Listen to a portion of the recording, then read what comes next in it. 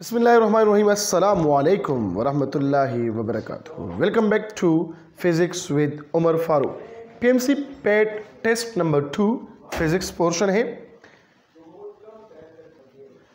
In a travelling waves 5 complete waves passing through a point in 10 seconds, frequency of wave is 0.5 hertz, 5 hertz, 50 hertz या 15 hertz.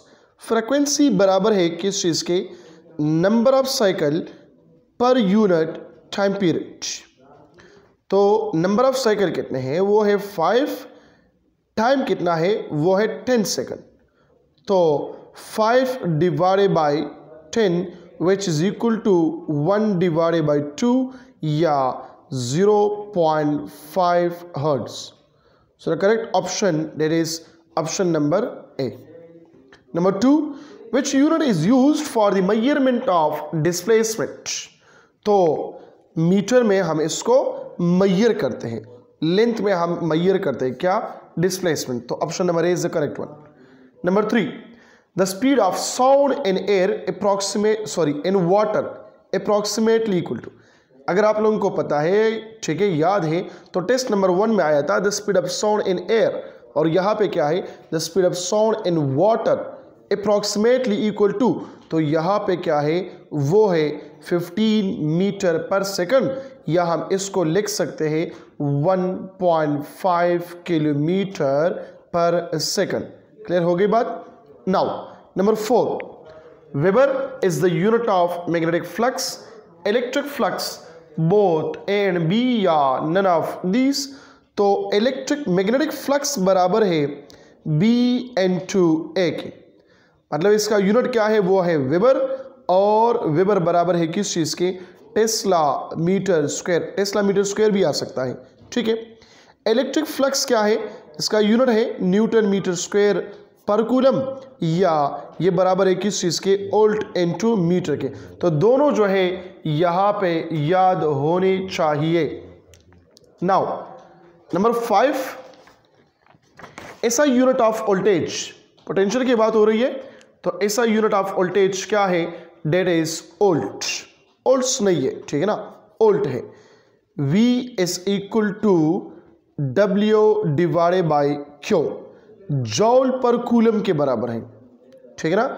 1 volt बराबर है जॉल पर coulomb, और जॉल पर coulomb किस चीज के बराबर है? न्यूटन मीटर पर कूलम। न्यूटन मीटर पर coulomb. Now number 6, which raise have highest ionising power. तो आयनाइजेशन पावर किसका ज्यादा है? वो है अल्फा का। अगर आयनाइजेशन की जगह पेनिट्रेशन आ जाए तो फिर कौन सा होगा? वो होगा गेमा। Number 7, work done by non conservative force is non reversible, ठीक है ना। Work done by non conservative force is non reversible. अगर आ जाए work done by conservative force तो इसमें कौन सा होगा? फिर होगा reversible. Number 8, in a half wave rectification the diode conduct during positive half cycle. सबको पता है, ठीक है ना। नेगेटिव हाफ साइकिल में ये हाफ वेव रेक्टिफायर काम नहीं कर रहा। क्यों? क्योंकि हाफ वेव रेक्टिफायर में सिर्फ और सिर्फ एक डायोड लगा हुआ है, ठीक है। क्या लगा हुआ है? 1 डायोड, और डायोड काम कर रहा है सिर्फ पॉजिटिव हाफ साइकिल पे, फॉरवर्ड बायस पे, ठीक है। Number 9, 2 waves interfere constructively if the path difference between them is word। तो यहाँ पे है none of these। जब none है तो करेक्ट ऑप्शन इसमें कौन सा होगा? वो होगा n लेम्डा। इसमें जो मेंशन नहीं है वो क्या है? n लेम्डा है। अगर कंस्ट्रक्टिव की जगह डिस्ट्रक्टिव आ जाए तो फिर क्या होगा? 2n+1 इंटू लेम्डा बाई 2 या 2n-1 इंटू लेम्डा बाई 2, दोनों आ सकता है, ठीक है ना। और प्लस कब आएगा, माइनस कब आएगा, ये ऑलरेडी मैंने एक्सप्लेन कर दिया है। Number 10, dash are such nuclei of an element that have the same atomic number Z but have different mass number A। तो इसमें करेक्ट ऑप्शन कौन सा है? वो है ऑप्शन नंबर ए आइसोटोप से। Who state the right hand thumb rule? So Fleming, option number D. इसने क्या किया था? मैग्नेटिक फील्ड का फिनोमेना दिया था, क्लियर है, ऑरिस्टन ने। तो यहां पे करेक्ट ऑप्शन कौन सा है? वो है ऑप्शन नंबर डी है।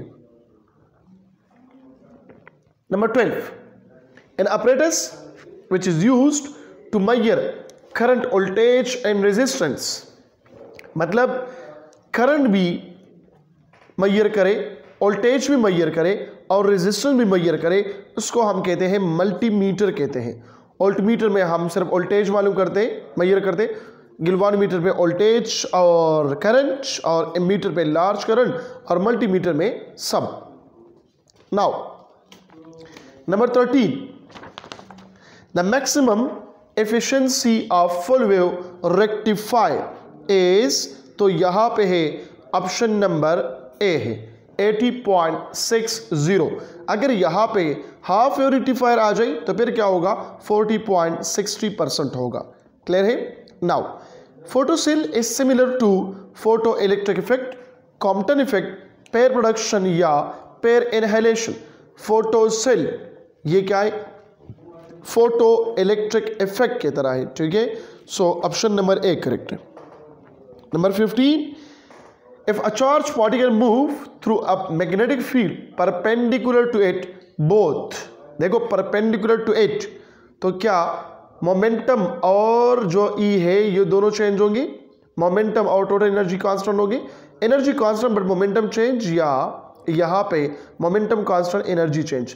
देखो जो पार्टिकल मोशन कर रहा है perpendicular to a uniform magnetic field में, तो इसका मोमेंटम सिर्फ चेंज होता है और जो टोटल एनर्जी है वो कांस्टेंट रहता है, क्लियर है। 16, the cloud are form when water, clouds कब बनते हैं? जब वाटर पहले क्या करे? ये first absorb heat and then release. तो option number A, sorry option number C. अब यहां पे ये वाला नहीं है, ये ऑप्शन है। अच्छा यहां पे ये ऑप्शन बी नहीं है, ठीक है ना, ये ऑप्शन सी करेक्ट है, क्योंकि मैंने कहा एनर्जी कांस्टेंट है, मोमेंटम चेंज होता है। नंबर 16 क्या है? हो गया। Number 17, resistivity of a conductor depends upon temperature, सिर्फ और सिर्फ ये टेम्परेचर पे डिपेंड करता है, ठीक है। आप लोगों को पता है कि रेजिस्टिविटी बराबर है RA डिवाइडेड बाई L के बराबर है। ये R, ये A, ये L, ये दोनों पे डिपेंड नहीं करता, डायमेंशन पे डिपेंड नहीं कर रहा, किस चीज़ पे डिपेंड करता है? ओनली एंड ओनली टेम्परेचर पे। Number 18, a surface around a potential, a point source of light on which all the points have the same phase of vibration is known as, equipotential तो नहीं है, surface of sphere भी नहीं है, तो option कौन सा करेक्ट है? वेव फ्रंट, चैप्टर नंबर 9 का फर्स्ट नंबर टॉपिक है wave front. Number 19, magnetic field lines form dash loop from pole to pole, ये क्लोज लूप बनाते हैं, ठीक है ना। इलेक्ट्रिक फील्ड लाइंस नहीं बना सकते, लेकिन magnetic field line pole to pole ये क्लोज लूप बनाते हैं। Number 20, the electron emitted in beta radiation originate from where? Free electron existing in nuclei, the decay of a neutron in the nuclei, inner orbit of atom, photon escaping from a nuclei. देखिए beta radiation है, क्या है?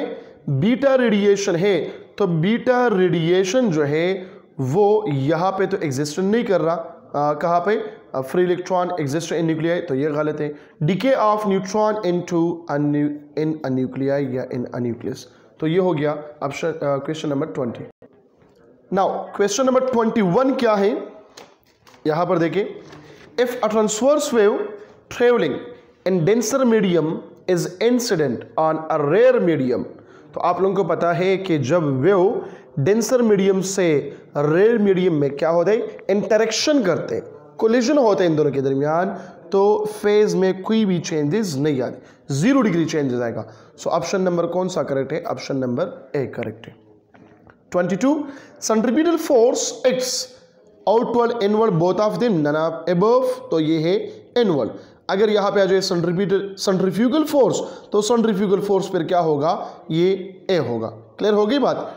अगर इसमें ये इस तरह जाए, if a transverse wave travelling in rare medium to denser medium, तो फिर 180 होगा, ऑप्शन सी होगा। लेकिन यहाँ पे क्या है, डेंसर टू रेयर है, तो ऑप्शन नंबर ए है।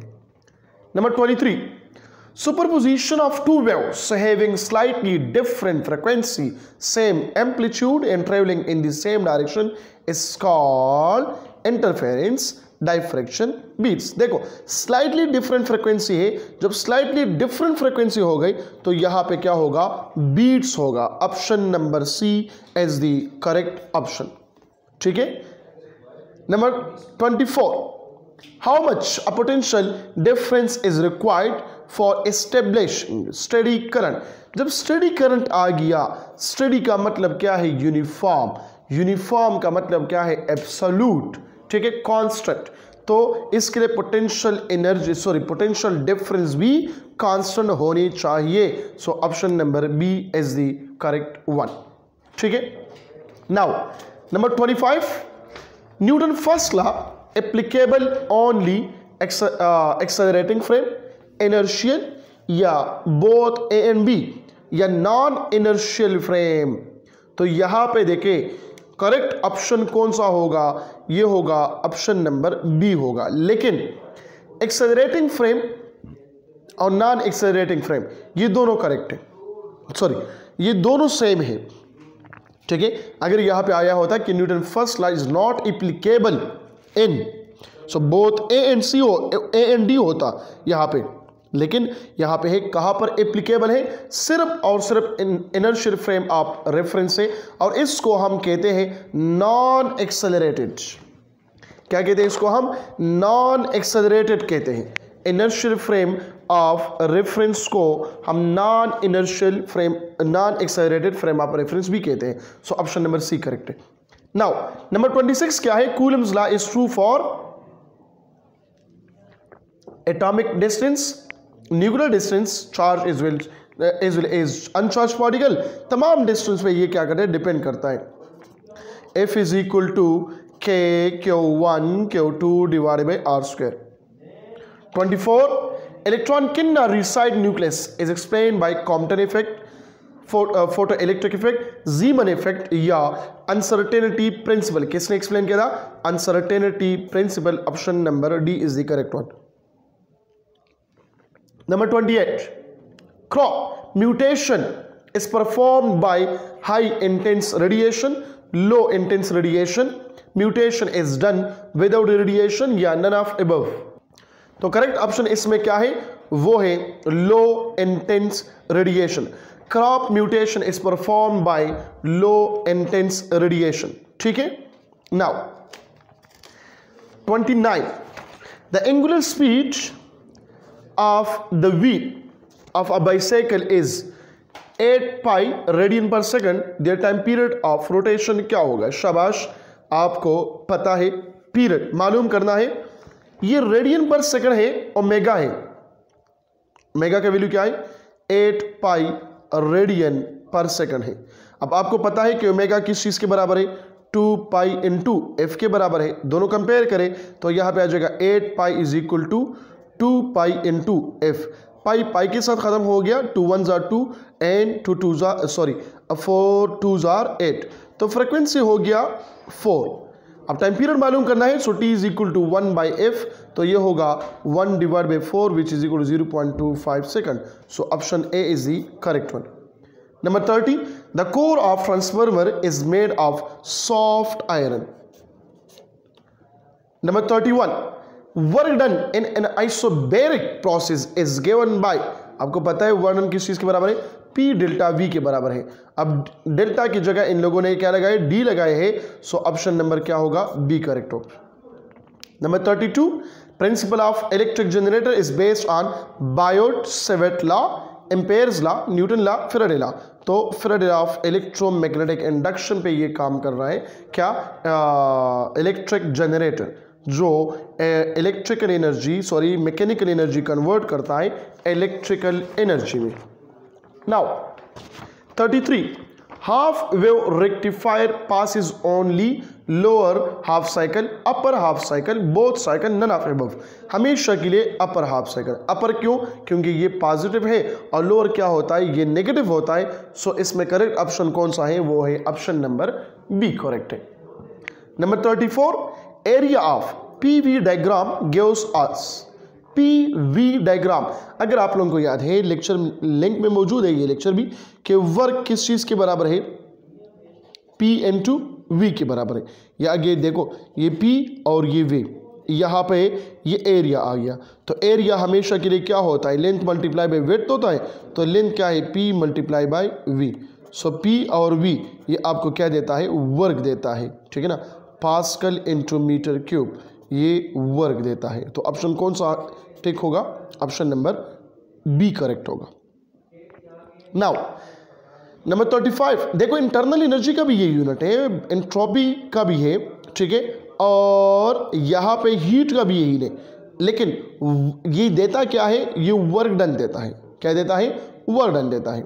35, a body of mass of 2 kg is raised vertically by 2 meter, work done will be what? So W is equal to mg, h से करें, h गिवन है, g गिवन है, m given है, putting करें और value निकालें। Number 36, the final image produced by electron microscope on screen कौन सा होगा? ऑप्शन नंबर सी होगा। इलेक्ट्रॉन माइक्रोस्कोप की नहीं है, स्कैनिंग माइक्रोमीटर भी नहीं है, ठीक है, और यह हवन भी नहीं, so fluorescence screen.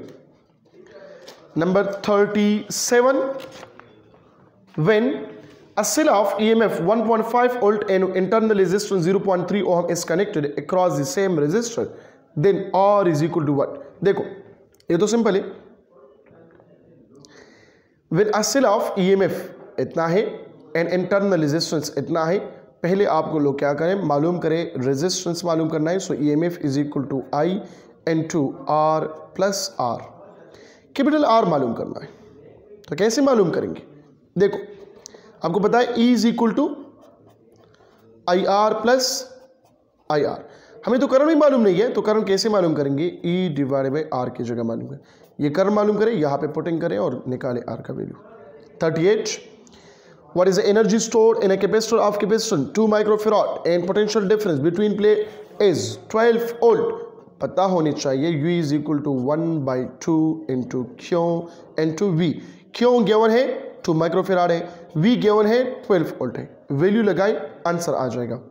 39, work done against the fraction, ये कितना है? 98 जॉल है। 9.8 7.2, ठीक है, तो ये कितना है? 98 जॉल है। 40 क्या है? What is the internal energy change in a system that has absorb 800 जॉल of heat and work. तो आपको पता है कि डेल्टा क्यू बराबर है delta U plus delta W. Internal energy मालूम करना है, so delta Q minus delta W. Delta Q कितना है? वो है कितना है? इधर है 800 से माइनस करें 500, इससे आ जाएगा 300 joule, option number D. Number 41, X rays are also known as slow moving invisible photon, slow moving visible photon, ठीक है, फास्ट मूविंग इनविजिबल फोटोन या फास्ट मूविंग विजिबल फोटोन है। इनविजिबल है या विजिबल है? तो एक्सरे तो इनविजिबल है ना, और ये क्या है? यहाँ पे ऑप्शन नंबर सी है, फास्ट मूविंग इनविजिबल फोटोन है। Number 42, face of coil having clockwise current behave like north pole, ठीक है ना। अगर एंटी क्लॉकवाइज आ जाए तो फिर कौन सा होगा? ये साउथ पोल होगा, चूंकि ये क्लॉकवाइज आए हैं इस वजह से यहाँ पे हम नॉर्थ पोल कंसीडर करते हैं। 43, in inhalation process particle move in the same direction, photon. Inhalation process में फोटॉन होते हैं, इलेक्ट्रॉन और पॉजिट्रॉन जब मिल जाए तो फोटॉन एक इस डायरेक्शन में जाता है और एक इस डायरेक्शन में, दोनों अपोजिट डायरेक्शन में होता है। तो option number B. The angular velocity of minute hand watch, तो एंगुलर वेलोसिटी मालूम करें मिनट हैंड वॉच के, ठीक है, रेडियन पर सेकंड है। तो आप देखें यहाँ पे मैं सिर्फ एक ही चीज़ यहाँ पे बताने चाह रहा हूँ, वो ये है कि 2 पाई रेडियन ये बराबर है मिनट का है तो ये बराबर है 60 मिनट्स के बराबर है। किस चीज़ के बराबर है? 60 मिनट्स के। तो 1 मिनट किस चीज़ के बराबर है? शाबाश, 2 पाई डिवाइडेड बाई 60, ठीक है, रेडियन पर मिनट। अब मिनट किस चीज़ के बराबर है? 60 के बराबर है, तो लगाए 2 पाई डिवाइडेड बाई 3600 रेडियन पर सेकंड। इसके अलावा भी बहुत सारे ट्रिक है, लेकिन अभी टाइम नहीं है, इस वजह से यहाँ पे मैं ये ख़त्म कर रहा हूँ। तो इसमें ऑप्शन कौन सा करेक्ट है? Option number C is the correct 1, 2 pi divided by 3600 radian पर सेकंड। मिलते हैं एक और लेक्चर में। अपना बहुत सारा ख्याल रखिएगा। अल्लाह हाफिज़।